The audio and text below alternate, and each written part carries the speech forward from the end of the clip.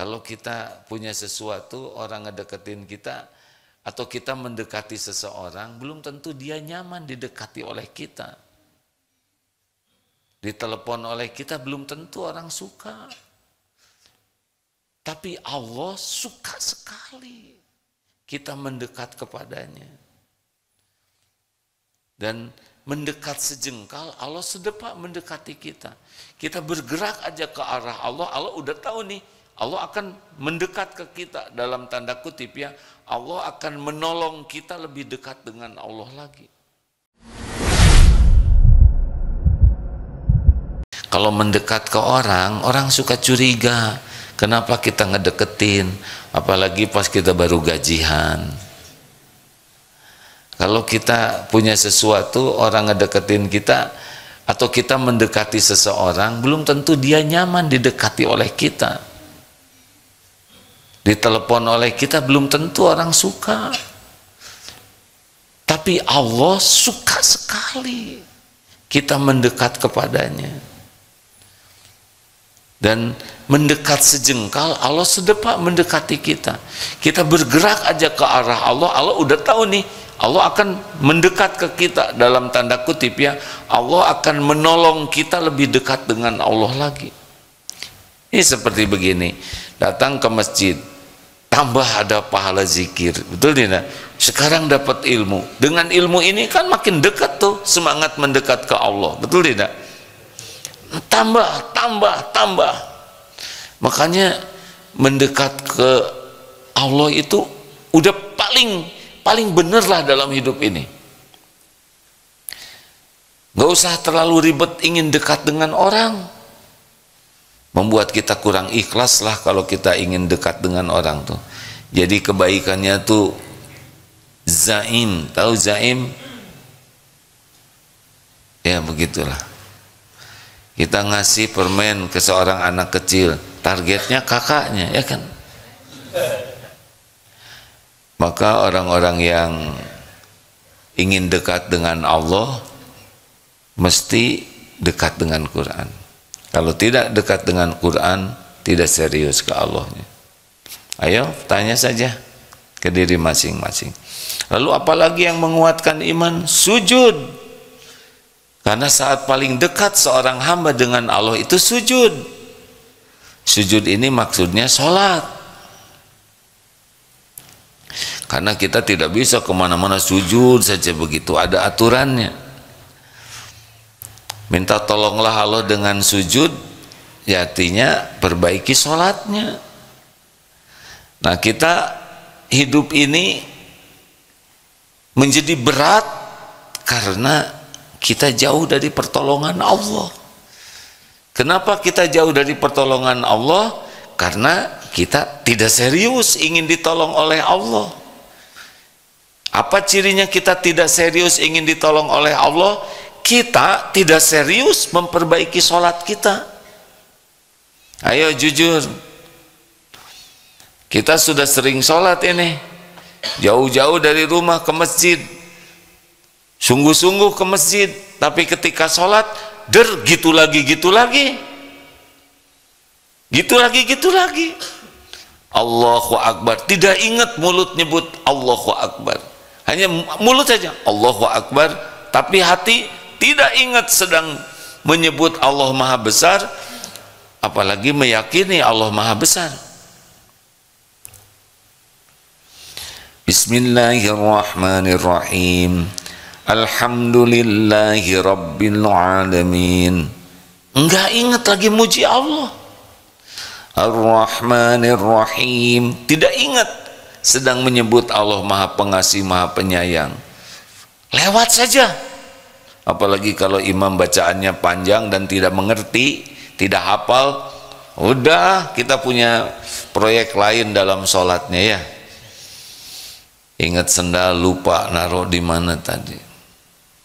Ingat sarapan di mana nih hari ini makan.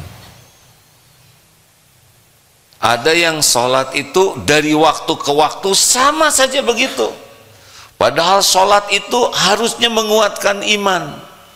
Qad aflahal mu'minuna alladzina hum fi sholatihim khasyi'un.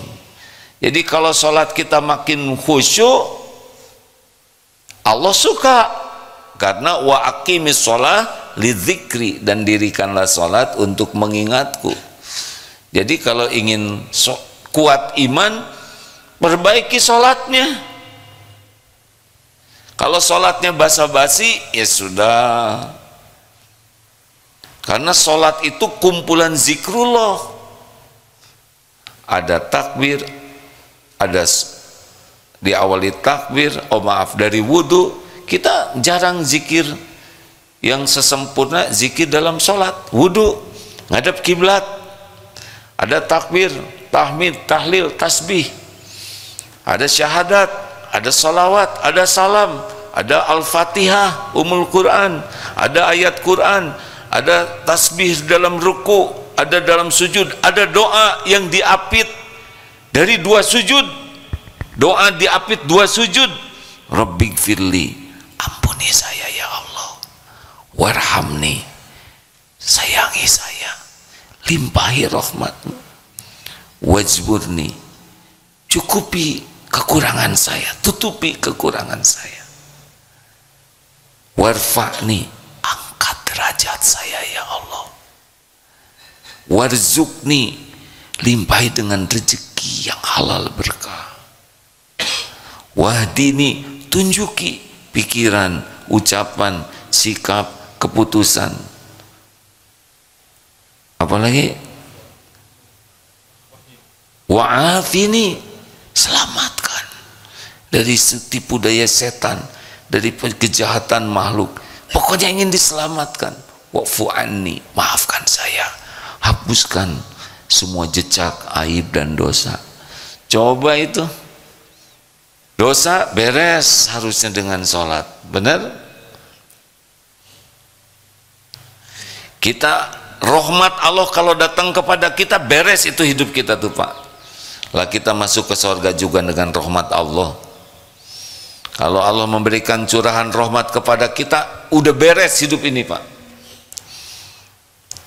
Keperluan kita dicukupi oleh Allah. Sholatnya bagus, cukup nih. Sholatnya bagus, dicegah dari maksiat, kita jadi mulia.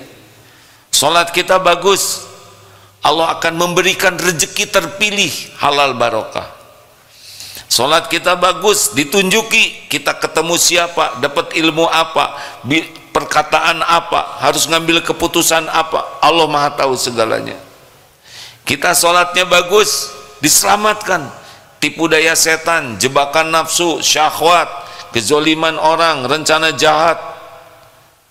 Allah maha tahu apapun yang akan memudaratkan kita. Dan ini wa'fu anni, jejak aib dan dosa kita dihapuskan. Hebat, luar biasa hebatnya permintaan kita dalam sholat. Sayangnya kita tidak mengerti apa yang kita minta, malah bicaranya juga begini, Allah Akbar, begitu. Kita tidak pernah minta-minta ke orang kayak gitu, benar? Ibu-ibu pernah minta ke semua, pas saya minta duit, minta buat makan, buat belanja segala macam, nggak ada. Coba pinjam uang ke koperasi, pas saya minta buat yakin nggak diberi ya? Coba yang belum menikah melamar, coba ke calon mertua, pas saya mau menikah, beres aja diusir ya. Kita tiap sholat seperti itu. Maka ada satu nih ya, maaf katanya, tumaninah yang sering tertinggal waktu sholat adalah tumaninah pada waktu doa di antara 2 sujud. Termasuk imam juga ada yang kecepatan itu, baru saja duduk sudah sujud lagi. Bagaimana kita menikmati meminta Rabbighfirli warhamni wajburni warfa'ni warzukni wahdini wa'afini wa'fu anni. Allahu Akbar. Aduh, itu nikmat harusnya tuh hadirin. Sholat itu nikmat harusnya. Kita ketemu dengan orang yang kira-kira baik ke kita aja senang, betul? Gimana kita jumpa dengan yang maha baik? Kita ketemu dengan orang yang kita cintai, yang baik ke kita, kadang-kadang baik, kadang nggak baik, udah seneng. Bagaimana kita menghadap kepada yang senantiasa baik kepada kita? Harusnya sholat itu yang ditunggu-tunggu, sujud itu yang dinanti-nanti, harusnya begitu. Nah, kalau ingin iman menguat, ingin bahagia, ingin akhlak membaik, ingin hidup ditolong Allah, perbaiki sholat. Bermain-main dengan sholat tidak serius ke Allah.